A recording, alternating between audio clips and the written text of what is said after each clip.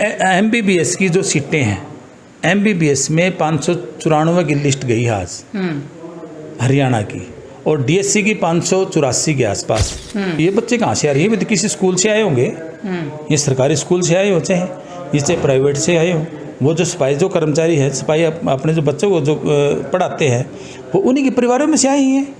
ये कहाँ से आई हैं? अभी कहते हैं सांसद जो है इस वर्गीकरण को रोकने के लिए, क्रीमी लेयर की बात जो उठी थी उसको रोकने के लिए और मोदी जी से गुहार लगाने जाते हैं, लेकिन आज तक कभी भी आपने देखा कि 100 सांसद और ये गुहार लगा कि ठेका प्रथा बंद करो?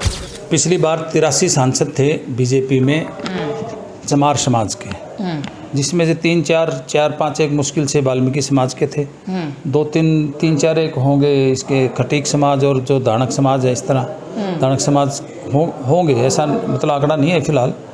तो आप ये लगाइए कि 3200 कुछ बच्चे अकेले चमार समाज के लगे, तो कितना डिफरेंस है देखो आप। हमारे बच्चे कितने मार्जिन से रहे? आधा नंबर से, 1 नंबर से, आधा नंबर से उन्होंने क्वालिफाई किया होता। अगर हमारा उस दौरान होता तो 1800 बच्चे हमारे लगते, 1750 बच्चे हमारे लगते हैं ना। तो ये कितना बड़ा हमारे साथ धोखा है भाई। हमारे पास क्या मैट्रिक पास में बच्चे नहीं हैं? आज हमारे पास हज़ारों बच्चे MBBS, सैकड़ों बच्चे आज हमारे पास MBBS के लाइन में हैं, सैकड़ों बच्चे इंजीनियर में लाइन में हैं, सैकड़ों बच्चे JEE के लिए हैं, सैकड़ों बच्चे LLB के लिए अपने प्रैक्टिस कर रहे हैं, जो जब डबल AG के लिए भी एलिजिबल है, ADA के लिए भी एलिजिबल है, DA के लिए भी, जो असिस्टेंट डिस्ट्रिक्ट अटॉर्नी जो कोर्टों में लगते हैं, जो सरकारी वकील जिनको हम बोलते हैं। तो क्या ये कहाँ से बन के आगे वकील? ये उन लोगों, मैं भी सुनता हूँ आपके चैनल के माध्यम से भी और उसको भी देखता हूँ, तो मैं अपने कमेंट्स भेजता हूँ, भाई आप डिबेट करिए, आपको पता चल जाएगा भाई कौन बुद्धिजीवी है, कौन बुद्धिहीन है। ये हमारे रघुमल भट्ट जी, जो कि ये आज से 30 साल पहले MPhil कर चुके, ये MPhil है, ये बैठे हैं, ये 30 साल पहले समाज तुम्हारा पता नहीं कहाँ होगा। ये देखो आप, उस टाइम इनकी MPhil की हुई है, ठीक है। MPhil कितनी बड़ी होती थी जी, MA MPhil डबल है ये। सबसे बड़े टारगेट पे, राजनीतिक टारगेट पे वाल्मीकि हैं, और आरक्षण के मैटर पे वाल्मीकि हैं। जब मंडल कमीशन लागू हुआ तो सबसे ज़्यादा किसके ऊपर वो हुआ? OBC का हुआ, लागू हुआ था, लेकिन टारगेट कौन हुआ? वाल्मीकि आगे रहा उनके, ठीक है ना। वाल्मीकि चमारों के साथ रहा। चमार, मेरे गांव की बात बताता हूँ मैं, वो तो इस तरह की जो चीज़ें थी, तो 1975 से पंजाब में चल रहा है, 94 से जब हमारे हरियाणा में लागू था, तो ये जो चीज़ें आई, तो ये शुरुआत किसने की? ये घृणा की शुरुआत किसने की? ये चमारों ने की जी। और आज भी जो माननीय सुप्रीम कोर्ट ने जो फैसला दिया है, वो हरियाणा पंजाब के जो हम सुप्रीम कोर्ट में गए हैं, हाई कोर्ट के फैसले के विरुद्ध, तो वो फैसला इनका है, इनकी वजह से आया है। अब इनको ये लगता है कि भाई हरियाणा पंजाब के लोगों की तो बात नहीं करते हैं, भाई हमारे साथ आंकड़े साझा नहीं करना चाहते हैं। उन DSC योद्धाओं को मैं ये कहता हूँ, देर आए सवेर आए, और वो वापस अपने घर में आ गए। मैं उनका स्वागत करता हूं। जो युवा साथी हैं वो समाज के लिए काम कर रहे हैं, दिन रात काम करके। अब नई योजना बनेगी समाज के लिए, हम उस पर काम करेंगे। और माननीय सुप्रीम कोर्ट के फैसले का DSC समाज की जो 42 की 42 जातियाँ हैं वो सम्मान करती है, और हरियाणा सरकार ने इसमें पहल कर दी है। सबसे पहले कैबिनेट में पास हो गया है, और SC आयोग की रिपोर्ट सबमिट हो गई है, और ये सिर्फ आचार संहिता का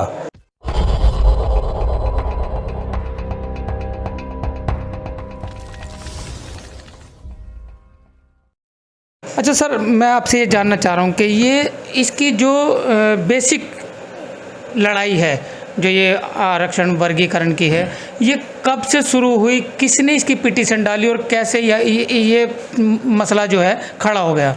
सुनील जी, मैं आपको थोड़ा पीछे लेके जाना चाहूँगा। जो शुरुआत जो हरियाणा में जो हुई है, पंजाब जो हमारा हरियाणा का ही पार्ट, हम हरियाणा के लोग 1966 में जब एक थे, तो ये हरियाणा ही था, पंजाब ही था सारा एक। तो 66 में अलग होने के बाद 1975 में ज्ञानी जैल सिंह जी ने वहाँ पंजाब में आरक्षण की व्यवस्था करी थी मजहबी और वाल्मीकियों के लिए जी। तो हमारे हरियाणा में भी जैसे उनको वहाँ पैटर्न था, तो हरियाणा और पंजाब एक ही था। तो उस आधार पे हमारे हरियाणा में भी जो है ना, इस चीज़ को लेके ना भाई आहिस्ता आहिस्ता आग सुलगती रही कि भाई हमारे लोगों को भी हक मिलना चाहिए, अलग से आरक्षण मिलना चाहिए, जैसे पंजाब के हमारे भाई हैं। क्योंकि हमारी दीवार की दीवार लगती है, मेरे घर से 1 किलोमीटर की दूरी पे पंजाब है। तो ये जो चीज़ें हैं, तो हमने 93 में पहली बार डॉक्टर चरण सिंह के नेतृत्व में हमने ये मांग उठाई, शुरू की, जिसकी पहली मीटिंग हमारी श्री राम धर्मशाला रोहतक में हुई। तो वहीं से ये योजना बनी। तो हमने 94 में नांगल चौधरी लास्ट गांव हरियाणा का, वहाँ से लेकर चंडीगढ़ तक हमने एक निर्णय लिया कि वहाँ से SCA के लिए तो हमने यात्रा की, पद यात्रा की थी डॉक्टर चरण सिंह जी। तो उस दौरान मसौदा तैयार किया गया कि भाई हमने मांग 2-3 मांगे थी हमारी। मेन तो DSC का नाम अब दिया जो सरकार ने भाजपा से। ये फुल फॉर्म क्या है? ये डिप्राइव्ड शेड्यूल्ड कास्ट है जी। मतलब जो वंचित जो जातियां, जो वंचित जो रह गए, जो लोग जो आरक्षण से वंचित रह गए, जो सुविधाओं से वंचित रह गए, संसाधनों से वंचित रह गए। क्योंकि ये भी जानना जरूरी है, क्योंकि लोगों के दिल में सवाल भी आखिर DSC है क्या? ये DSC से कई लोग हमारे अभी भी अनभिज्ञ हैं। हमारे कई पढ़े लिखे हैं, उनको भी जो है काफ़ी बात पता लगा। जो उनके बच्चों के जब एडमिशन हुए, जब 2000 में जब हरियाणा सरकार ने इसको एजुकेशन में लागू किया, तब DSC शब्द की उत्पत्ति हुई थी। तो DSC शब्द का मतलब यही है कि डिप्राइव्ड, इंग्लिश का शब्द है deprived, schedule caste. Schedule caste तो वही है, लेकिन उसका आगे सिर्फ D लग गया। D लगने से ये DSC बन गई। तो अब ये जो लड़ाई थी, तो हमने जब 94 में हमने पदयात्रा करी, तब ये चौधरी भजन लाल जी ने इसे प्रोफेसर परमानंद की कमेटी बना के, तो इसने SC के साथ साथ जो बैकवर्ड क्लासेस थी, जिसमें 2 ग्रुप बनाए गए, 2 ग्रुप बनाए, जिसमें BCA और BCB। BCB में कंबोज, यादव और आपके अहीर जो जातियां हैं, ये 5-6 जातियां थी। तो ये जातियां और सुनार जो होते हैं, सुनार जो इसका काम करते हैं, वो जातियां थी। तो इन्होंने अलग से BCB का उनको दिया गया 50%, उनका 50% BCA। और BCA में थे आपके नाई, धोबी, तेली, इस तरह की जो छोटी छोटी जातियाँ थे, छोटे छोटे जो काम करते, जो बिल्कुल वो भी वंचित रह गए थे। तो ये जातियाँ थी। तो उस दौरान ही ये जो चौधरी भजन लाल ने 94 में, वो भी करनाल में ही हुआ था। 94 में जो है ना, चौधरी भजन लाल जी ने भगवान वाल्मीकि जयंती पे घोषणा की थी उसकी यहीं पे। और दूसरी घोषणा भी अब 2024 में, अब 20 साल के बाद जो हुई है 2024 में, ये भी हमारी करनाल की धरती पर इंद्री में हुई है। इसकी भी औपचारिक घोषणा माननीय मुख्यमंत्री जी ने की है। तो इससे पहले ठीक ठाक चल रहा है, 2006 तक ठीक चला। तो हमारे लोगों ने भाई, हम भाईचारा हमने खूब निभाया इन लोगों का। कुमारी शैलजा को हमने खूब जिताया, अच्छे वोटों से, मार्जिन से जिताया अम्बाड़ा से। ये सिरसागरे ने सिरसा से भजनलाल से डर के मारे ये अम्बाड़ा आ जाती है। और अम्बाड़ा में आके इनके जहर भरा हुआ था पहले भी, इन लोग क्यों आगे बढ़ रहे हैं, हमारे बराबर क्यों आ रहे हैं, राजनीतिक तौर से भी, एजुकेशन के भी और नौकरियों में भी। ये जो चीज़ें थी सारी, इनसे इनको नीचे नीचे इनकी प्लानिंग थी, हम इनको समझ नहीं पाए। और गलती वहाँ हुई कि भाई उस दौरान ये एक्ट नहीं बन पाया था। अगर ये विधानसभा में अगर एक्ट बना देते चौधरी भजन लाल जी, तो हमें इतनी दिक्कतों का सामना नहीं करना पड़ता। हाँ, ये अधिसूचना एक कैबिनेट में पास कर दिया प्रस्ताव, वो लागू कर दिया, अधिसूचना पे हो गया वो। तो ये चीज़ थी उसमें। लेकिन इससे क्या कुछ बेनिफिट हो पाया, या फिर ये बेकार में इसकी लड़ाई चल रही है? नहीं सर, बेकार में लड़ाई नहीं हुई। देखो, हमारे लोग ये कहते हैं कि भाई, मैं आपके चैनल के माध्यम से मैं आप डिस्कशन करते रहते हैं, तो वहाँ के दिल्ली में जो बैठे हैं कुछ चैनल वाले, दलित दर्शक वाले और हो गए, तो ये बार बार ये कहते हो, बड़े बड़े प्रोफेसर जो बुद्धिजीवी कहते हैं अपना आपको, कि भाई हम तो जो है भाई ये तो पढ़ते नहीं हैं, ये तो सफाई का काम ही पसंद करते हैं, ये करते हैं। मैं उनको ये बताना चाहता हूँ, उनको एक संदेश देना चाहता हूँ, आप हमारे सामने बैठें और बैठ के हमारे से डिस्कशन करें, किसी भी हमारे उससे। और आज आपको खुशी की बात मैं ये बता दूँ कि आज हमारे जो PhD जो स्कॉलर है, वो 200 प्लस स्कॉलर आज स्टडी वो कर रहे हैं, PhD कर रहे हैं यूनिवर्सिटीज़ में। और अभी जो हमने DSC हरियाणा में लागू करवाया, वो सारी की सारी 38 सीटें फिलअप हो चुकी। लेकिन वो लेकिन कहना ये है कि जो सीटें है कुछ वो जो एक ही जाति है, यानी जैसे चमार जाति है, वो भर देगी। लेकिन जो और दूसरी जातियां हैं, जैसे वंचित जातियां, वाल्मीकि है, धानुक है, या सांसी है, या ढेया, जो भी है, जितनी भी जातियां, वो नहीं भर पाती है, वो पढ़ते लिखते नहीं है, ऐसा कहना। और NFS लगा के और इनको जो है जनरल में WES में वो डाल दिए जाते हैं। तो इस पर आप क्या कहेंगे? अंजना जी, आपने बहुत बढ़िया सवाल किया। ये इनके मुंह के ऊपर तमाचा है। ये जो अपने आप को बुद्धिजीवी मानते हैं, हमारे को नीचा दिखाने की कोशिश की जा रही है। हमें बामसेब के साथ हमने काम नहीं किया, हमारे से ज़्यादा कोई बामसेब को जानता भी नहीं है। और इन लोगों की मानसिकता इतनी छोटी हो चुकी है। ये पढ़े लिखे लोग जो आज ये इतने घटिया बयान दे रहे हैं, ये बहुत ही निंदनीय है। मैं तो इनकी निंदा करता हूँ। अगर इन्होंने ऐसा बात करनी है तो देखो 94 में तब लागू हुआ और अब तक का रिकॉर्ड उठा के देखे, उस दौरान 94 से 2006 तक हमारे 15,000 बच्चे फर्स्ट क्लास से लेके और डी ग्रुप तक एक भी पोस्ट ऐसी नहीं हुई जो कि किसी जर्नल ने से फिलअप हुई हो। इसी तरह एजुकेशन में कोई भी ऐसा कोई एडमिशन था, एमए का है या आपका आईटीआई का है, पॉलिटेक्निक का है, इंजीनियरिंग का है, एमबीबीएस का है, बीएमएस का है, नर्सिंग वगैरह का, जो भी इंस्टीट्यूट जो जिनमें ये लागू था, उनमें अभी तक ऐसा कोई भी आंकड़ा सरकार की तरफ से नहीं आया कि भाई इनके बच्चे नहीं मिले।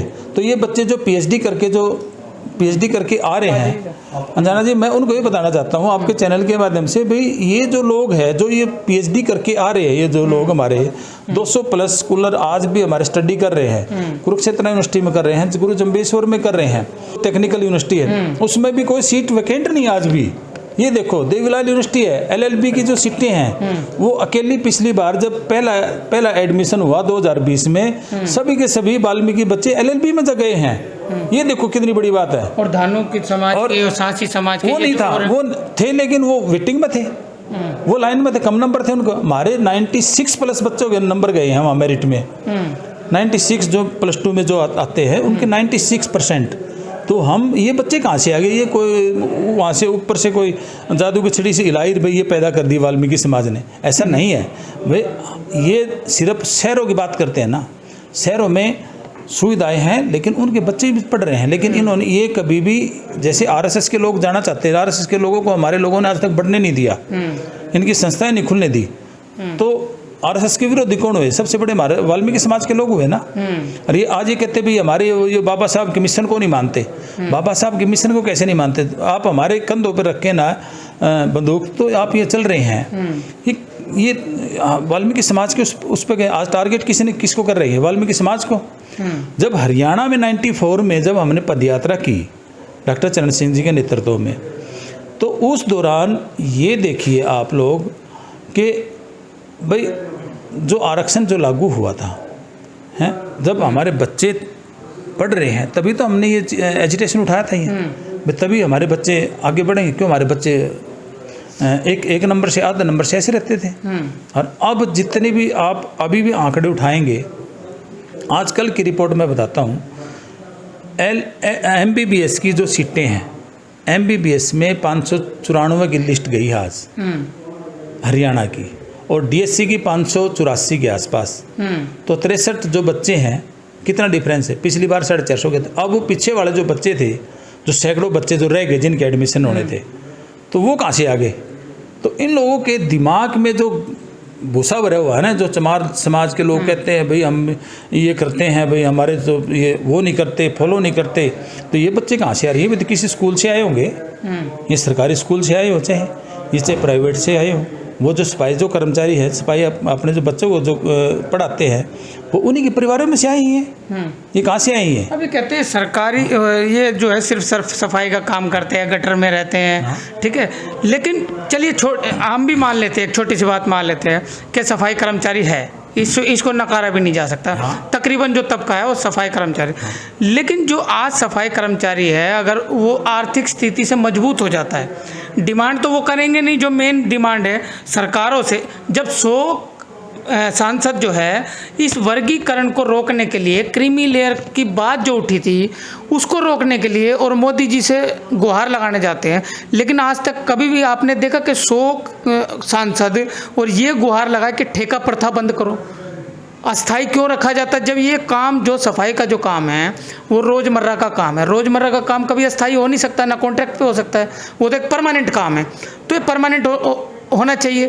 कभी भी आपके नॉलेज में आया हो, कभी आवाज़ ऐसी उठाई हो कि सांसदों ने, विधायकों ने सरकारों से गुहार लगाई हो, नहीं भाई ये भी हमारे भाई है और इन्हें पक्का करो?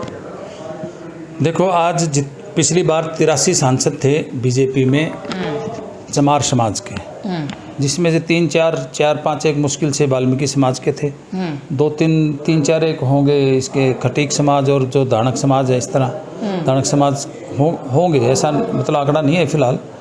तो आप ये लगाइए कि इन लोगों ने अभी तक सिर्फ एक एमपी ने, हंसराज हंस जी ने, जो हमारे गायक भी हैं, प्रसिद्ध जो गायक है हंसराज सूफी जी हैं, तो उन्होंने इस बात को तो उठाया था, वाल्मीकि समाज की बात को उठाया था, क्योंकि वाइस चेयरमैन रहे हैं वो सिपाही आयोग के।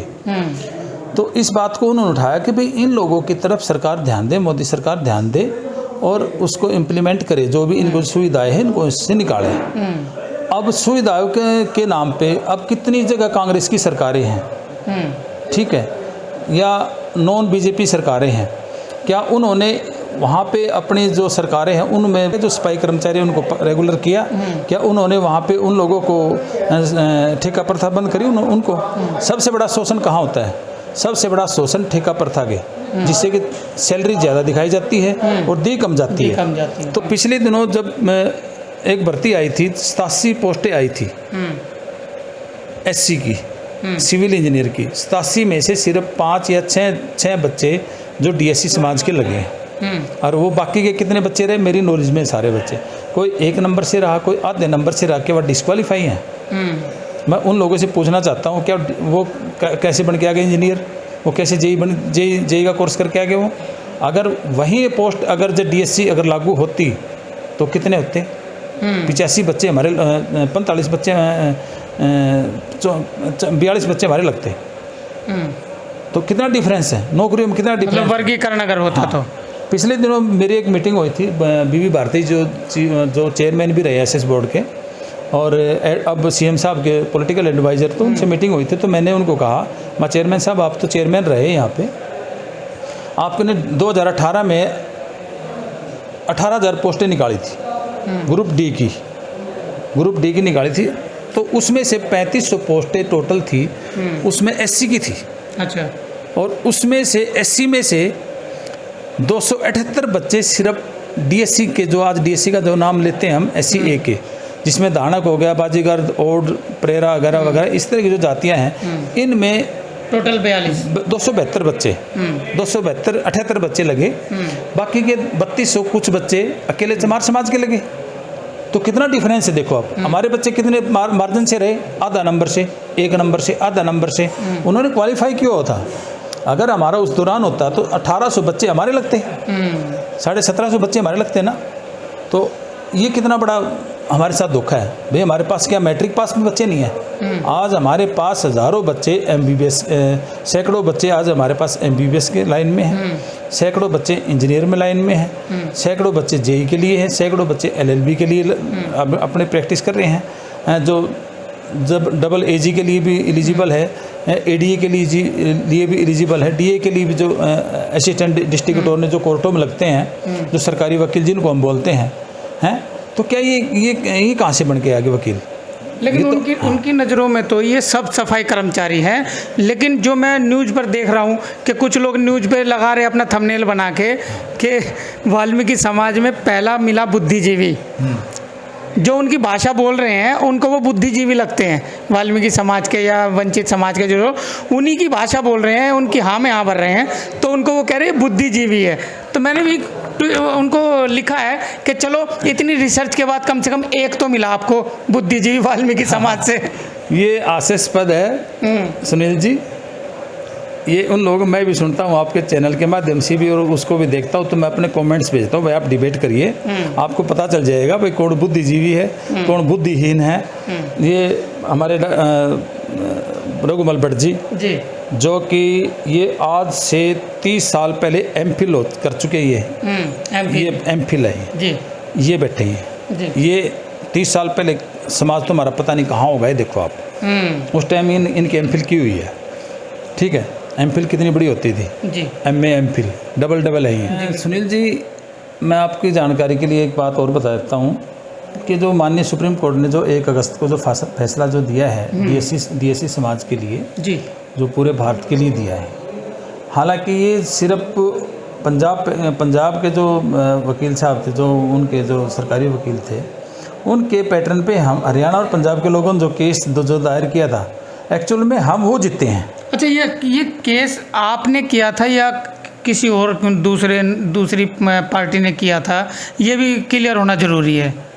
ये 2006 में कुमारी शैलजा थी जो MP बन के यहाँ अम्बाड़ा से मंत्री बन गई थी वो, और हमारे लोगों ने उससे बहुत दिल से वोट दिए, अच्छे मार्जिन से जिताया जी।